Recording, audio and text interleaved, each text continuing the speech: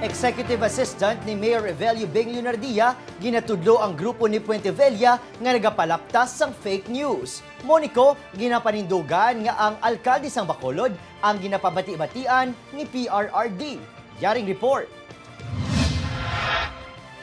Ginsabat ni Executive Assistant 2 Samuel Montoyo ang aligasyon ni Anay Mayor Monico Puentevilla tuhoy sa ginapasuni pagpabati-bati ni Presidente Rodrigo Duterte nga mabudlay solbaron ang problema sa droga sa syudad.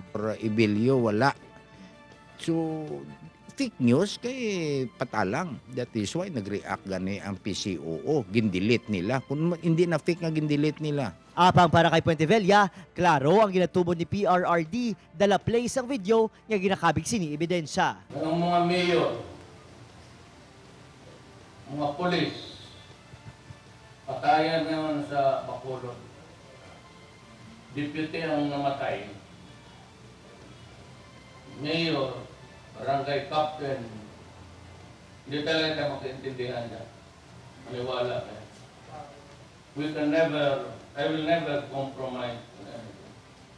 Lumapit ka sa akin kung anong klaseng problema mo. Kung kaya kitang matulungan, wag ang droga. Who is lying? The President or Mayor Evil? You. Sa isa ka press statement, ginakabig ni Mayor Evelio Leonardia nga isa ka pagpatalang ang akusasyon tuhoy sa droga. So, gin-download ang transcript bilang speech ni President Digong.